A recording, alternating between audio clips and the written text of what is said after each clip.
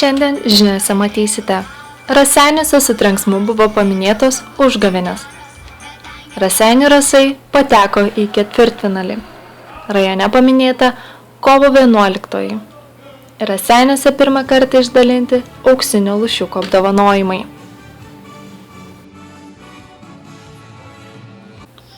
Nors ir žiema per daug mūsų nevargino, tačiau jau nuo senų senovės švenčiama žiemos išvarymo šventė, užgavėnės, buvo nepamirštas ir Raseiniuose. Kovo 4 dieną prie Raseinių kultūros centro rinkosi gausus būrys raseiniškių pasivaišinti blynais, pašokti kartu su įspūdingais persirengėliais ir sudeginti morę, bei taip parodyti, kad žiemos jie jau nebenori.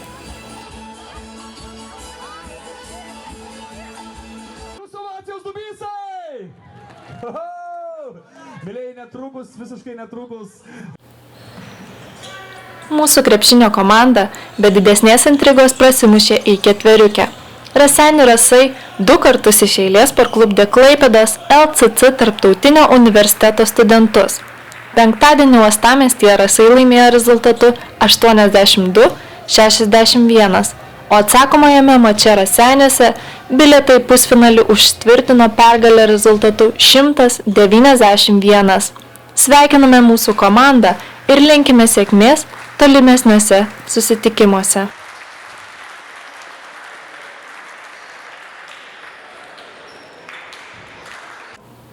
Kovo 11 dieną Raseiniuose bei kitose miesteliuose buvo paminėtos 24-osios Lietuvos nepriklausomybės atkūrimo metinės.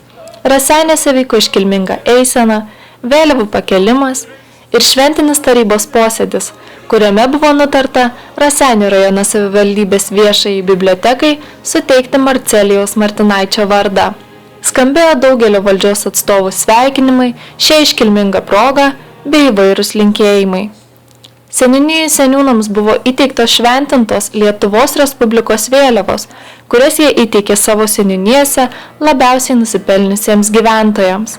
Ariogaloje po iškilmingos eisenos buvo pagerbti kariai, žuvę už mūsų laisvę, ant kurių kapų buvo užžegtos žvakutės, o po to gyventojams buvo padovanotas šventinis koncertas.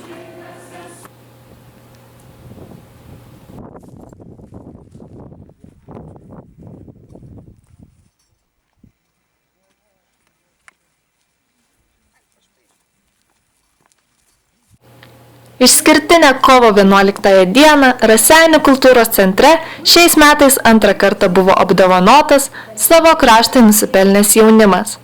Jaunuoliai galėjo pretenduoti į 5 nominacijas – už pilietinės iniciatyvas ir pilietinės kultūros puoselėjimą, už Raseinių garsinimą mokslo, meno srityje, už Raseinių krašto garsinimą sporto srityje bei už aktyvų savanorystės kultūros plėtojimą. Už pilietiškumą buvo apdovanotas Vilniaus universiteto studentas Arnas Mitra. Ariogalietė Augustė Ambrazaitė auksinio lūšiuko apdovanojimą gavo už nuopelnus mokslo srityje. Kaip labiausiai nusipelnusi meno srityje buvo apdovanota akordeonistė Islanda Kaušiūtė. Metų sportininkė Jogailė Petraukaitė. Na, o už savanorystės plėtojimą buvo apdovanotas Šiluvos aktyvistas Naglis Užumeckas. Tai Auguste, gavai auksinio lūšiuko apdovanojimą už pasiekimus mokslo srityje, ar tikėjaisi tokio apdovanojimo? Na, iš tikrųjų, šiaip širdyje gal kažkiek ir tikėjausi, bet kai pamačiau, kad ir kiti nominantai yra tikrai daug ką padarę ir daug ką laimėjo, tai tokia abejonė kirbėjo, bet nebuvo labai netikėta. Jautiesi nusipelnus to apdovanojimo? Taip, iš tikrųjų nesikuklinsiu, nes tikrai labai daug stengiuosi ir čia yra puikus įvertinimas, jisai, kaip ir minėjau, stengiasi įpareigoja mane stengtis dar labiau ir pažadu, kad taip ir bus. O kokie ateities tavo planai, baigus mokyklą? Žadu studijuoti Vilniaus universitete genetiką. Kol kas tiek. O taip pat stengsiesi kaip ir dabar mokykloje siekti geriausią? Taip, visada va dabar artėja, kaip sakant, sezonas olimpiadų, tai va reikės ten parodyti savo jėgas. O ką galėtum pasakyti kitiem moksleiviam jaunimui, kaip stengtis, kas tave paskatina stengtis? Kas mane paskatina stengtis? Ar tau tas 10-tukas, pavyzdžiui, ar tas skaičiukas svarbu, ar kažkokie aukštesni tikslai yra? Žinoma, negalima nuvertinti ir to skaičiuko reikšmės, bet tas skaičiukas ne tai, kad ant popieriaus parašytas 10-tukas, bet širdį jausmas, kad tu padarai viską, ką galėjai, kad tu padarai tai geriausiai ir kad pasiekiai tai, ko norėjai. Va čia yra svarbiausia. Ar yra kažkoks sėkmės receptas? Visada stengtis, turėti tikslą ir atkakliai jo siekti. Ačiū. Dėkui Jums. Sveikinu. Ačiū.